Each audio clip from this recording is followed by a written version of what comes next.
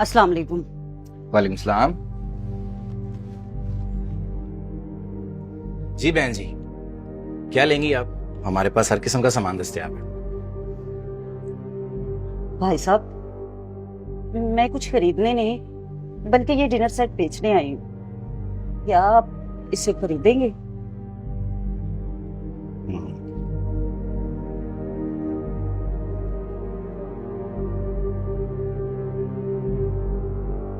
Set तो आपका news ही लग रहा है। कितने पैसे लेंगी आप? भाई साहब, मैंने तो सारा बाजार घूम लिया।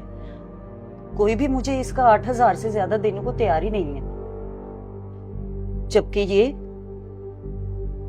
मेरे शोहर बैरून मुल्क से लाए थे। क्या हुआ बहन जी? आप मुझे अपना भाई समझकर अपनी परेशानी बताएं। कुछ नहीं भाई साहब। देखिए बहन, अगर आप चाहें तो मुझे अपनी परेशानी बता सकती हैं। ऐसा क्या हुआ कि आपकी आंखों में आंसू आ गए? आप बैठे, रिलैक्स हो, बताएं मुझे।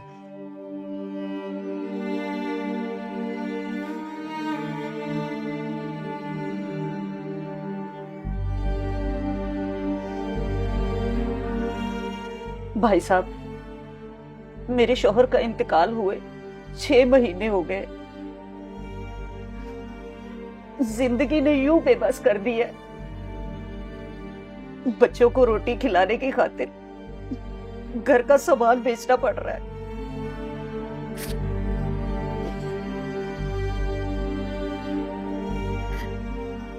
बच्चे रोजे रख रहे हैं और हमारे घर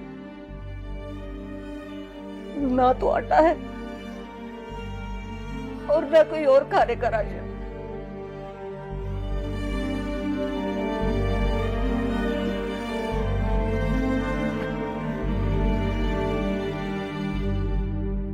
भाई साहब, अब कितने का खरीदेंगे ये?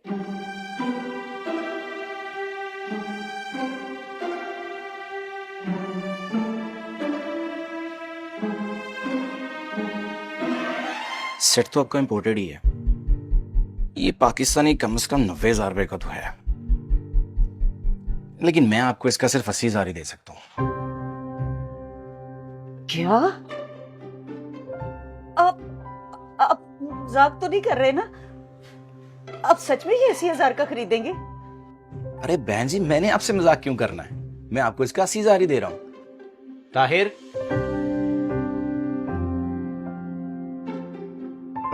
बाजी को बिठा के ऑफिस के दराज में 50,000 पड़ा है, वो दे दो और 30,000 का चेक बना दो। जी आ जाएं। अल्लाह तुम्हारा भला करे। ए अल्लाह के नेक फरिश्ते, तुम पे लाखों करोड़ों नेमतों का नज़ूल हो। अल्लाह तुम्हारी हर नेक ख्वाहिश पूरी करे। खुश रहो, सदा खुश रहो।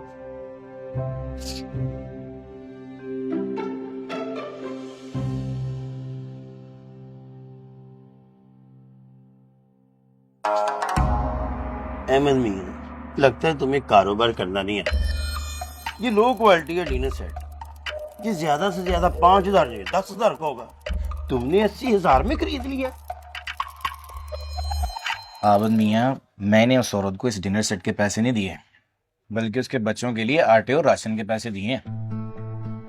मैंने इस रमजान तक के लिए उसके बच्चों के सहर और इफ्तार का बंदोबस्त कर दिया है, और इतनी कीमत इस वजह से दी है कि उस बेचारी को दोबारा घर का सामान बेचना ना पड़े। समझे? वो चेकबुक नहीं मिल रही अहमद भाई। अच्छा चलो, मैं आता हूँ, देखता हूँ खुद,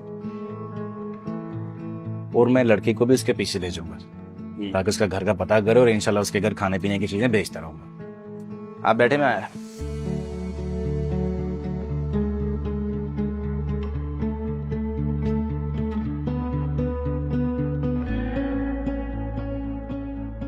मैं तो सोच रहा था अल्लाह को राजी करने के लिए सिर्फ तकाफ पे बैठना सजदों में रोना जरूरी है। मैं तो अल्लाह को कहीं और ही ढूंढ रहा था।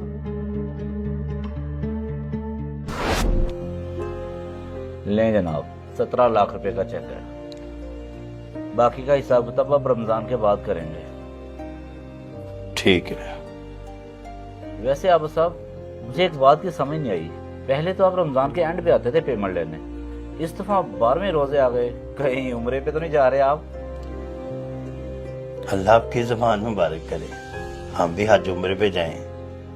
दरअसल बात यूं है, इस बार सोचा है रमजान में अल्लाह की इबादत में मसरूफ हो जाऊं। सारी उम्र काम किया है, अल्लाह ने हर नेमत से नवाजा है, तो क्यों ना इस दफा अल्लाह को राजी किया जाए। तो इसलिए मैंने फैसला किया है इस दफा सिर्फ तकाफ पे बैठूं, काम शाम तो होते ही रहेंगे। माशाल्लाह, अल्लाह पाक सबको हिदायत दे। लो राणा साहब, मुझे इजाजत दें। मैं तो कहता हूँ आज की इफ्तारी हमारे साथ ही करें आप। नहीं राणा साहब, मैंने अहमद बर्तन स्टोर वाले के पास भी जाना है।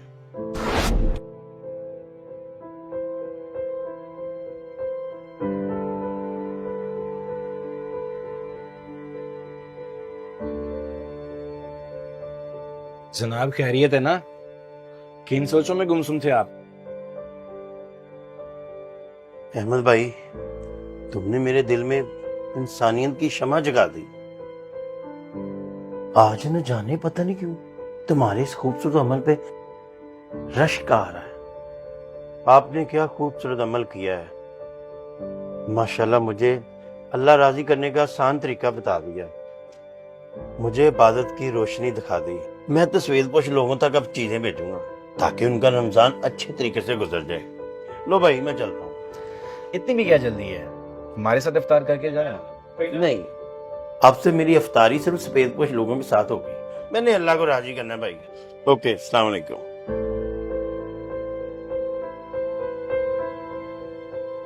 अल्लाह फरमाता है, सिर्फ चिल्ला कशी से, सजदों में रोने से, एतकाफ बैठने से मेरी ज़ियारत का शर्फ हासिल नहीं होगा, बल्कि साथ साथ मेरी मखलूक की खिदमत करो, घिरे हुओं को उठाओ, सफेद पोश लोगों और गरीबों की मदद करो, तब वो खुद चलकर तुम्हारे पास आएगा।